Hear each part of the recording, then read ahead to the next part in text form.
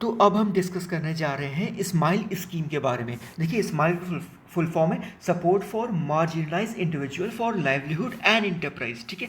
सो PIB में कुछ time पहले एक न्यूज़ आई थी कि डिपार्टमेंट ने 12 गरिमा ग्रेस शेल्टर होम को इस्टेब्लिश किया है पायलट बेसिस पर इन 9 स्टेट। देखिए, गरिमा ग्रेस शेल्टर होम ट्रांसजेंडर के लिए है। ठीक है। जो 9 स्टेट है ना, जो 9 स्टेट है जहाँ पे इस्टेब्लिश किया है वो है वेस्ट बंगाल। ठीक है। वेस्ट बंगाल से उड़ीसा आइए, उड़ीसा से आइए तमिलनाडु, तमिलनाडु से महाराष्ट्र, महाराष्ट्र से गुजरात, गुजरात से राजस्थान, राजस्थान से दिल्ली, दिल्ली से बिहार, यूपी नहीं है, और बिहार से छत्तीसगढ़।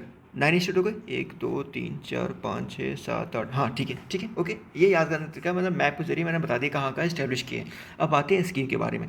देखिए, इस स्कीम की शुरुआत हुई थी 2022 में, 2022 में। ठीक है, ओके। देखो, स्माइल, जब हम किसी का फ़ोटो खींचते हैं, ठीक है, हम उसको बोलते हैं ना कि भाई स्माइल तो दो, फ़ोटो में स्माइल तो दो। तो क्या देना है? स्माइल देना है। ठीक है, दो, क्या दो? फ़ोटो में स्माइल दो, दो, मतलब दो दो 2022। ठीक है, याद करने का तरीका है भाई। अगर आप ये रट ले रहे हो तो बहुत अच्छी बात है, नहीं तो इमेज बना के याद करो।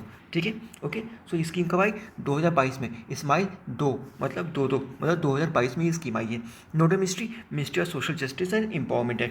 ये एक सेंट्रल सेक्टर स्कीम है। अब आते हैं सब स्कीम पे। देखिए, इस स्कीम के ना 2 सब स्कीम है। पहला central sector scheme for comprehensive rehabilitation of person engaged in begging. ठीक है, जो इंडिविजुअल बैगिंग की एक्टिविटी में इंगेज्ड हैं, उनका कंप्रहेंसिव रिहेबिलिटेशन करना है, उनको स्किल प्रोवाइड करना है, उनको रहने के लिए जगह प्रोवाइड करनी है। ठीक है, ताकि वो भी अपनी ज़िंदगी डिग्निटी के साथ जी सके। ठीक है, इस स्कीम में क्या होगा? सर्वे आइडेंटिफिकेशन होगा। ठीक है, मोबिलाइजेशन किया जाएगा, शेल्टर होम इस्टेब्लिश किया जाएगा, और कंप्रहेंसिव सेटलमेंट की ओर फोकस किया जाएगा। ठीक है, देखिए, जो बच्चे ऑर्फन हैं और जो बैगिंग में इंगेज्ड हैं, उनको children child care institution of ministry of women and child development के अंदर आके उनको रखा जाएगा।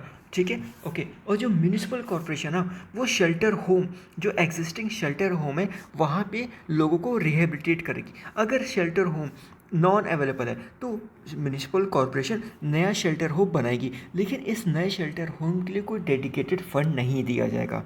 ठीक है, जो म्यूनिसिपल होगी वो अपने फंड से अगर कोई शेल्टर होम नहीं है तो म्यूनिसिपल कॉरपोरेशन अपने फंड से ना एक नया शेल्टर होम बनाएगी।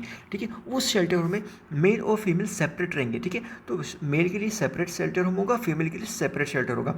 अगर फीमेल के बच्चे हैं तो अगर उस बच्चे की उम्र, अगर बच्ची गर्ल है तो 18 साल की उम्र तक अपनी माँ के साथ रह सकती है उस शेल्टर होम में, और अगर बच्चा मेल है तो वो 14 साल की उम्र तक अपनी माँ के साथ रह सकता है उस शेल्टर होम में।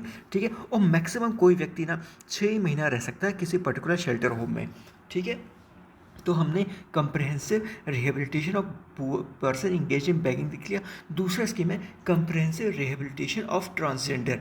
ठीक है, इसमें क्या होगा ना, इसमें हम देखो, इसमें हम हर चीज़, मतलब एजुकेशन, हेल्थ, स्किल, ठीक है, और सेफ्टी, हर चीज़ देखेंगे ट्रांसजेंडर के लिए। तो इन केस ऑफ एजुकेशन की बात करें, एजुकेशन केस में ना बच्चों को 9th क्लास से लेकर पोस्ट ग्रेजुएशन तक स्कॉलरशिप दिया जाएगा। स्कॉलरशिप कितने का होगा?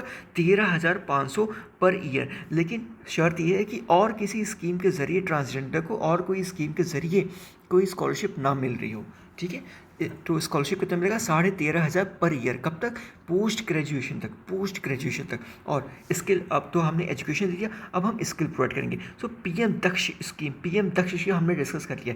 इस स्कीम के अंडर हम ट्रांसजेंडर को स्किल प्रोवाइड कीजिएगा। अच्छा, ये जो पुअर की बात है ना, जो पुअर, तो इनको भी पीएम दक्ष के अंदर असिस्टेंस प्रोवाइड किया जाएगा। ठीक है, ठीक है, तो हमने इनको एजुकेशन दे दिया, हमने स्किल दे दिया। अब इन केस ऑफ हेल्थ तो देखिए, पीएम जय योजना के अंदर इनको कवरेज दिया जाएगा। ठीक है, जो आयुष्मान भारत का जो हेल्थ इंश्योरेंस है वो ट्रांसजेंडर को भी एक्सटेंड किया जाएगा, और साथ ही जेंडर रीअफर्मेशन सर्जरी भी सपोर्ट किया जाएगा इन सेलेक्टेड हॉस्पिटल।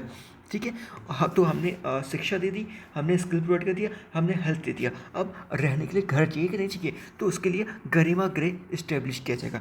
ठीक है, घर भी दे दिया, अब हम उनको प्रोटेक्शन प्रोवाइड करेंगे। तो उसके लिए ट्रांसजेंडर प्रोटेक्शन सेल प्रोवाइड किया जाएगा हर एक स्टेट में। ये मिनिस्ट्री ऑफ सोशल जस्टिस और मिनिस्ट्री ऑफ होम अफेयर दोनों मिलकर प्रोवाइड करेंगे, ठीक है। अब बात करते हैं टोटल फाइनेंशियल आउटले की। तो देखिए 2021-22 से लेकर 2025-26 तक जो टोटल फाइनेंशियल आउटले है वो है 365 करोड़, जिसमें से 265 करोड़ ट्रांसजेंडर के लिए रिजर्व होगा और 100 करोड़ बेगर के लिए रिजर्व होगा, ठीक है। बाकी और कुछ स्कीम में कुछ खास नहीं है, जितना था हमने सब डिस्कस कर लिया, और इसका PDF मैं ग्रुप में शेयर करूँगा, आप लोग ग्रुप ज्वाइन कर लीजिएगा, ठीक है। ओके, थैंक यू फिर।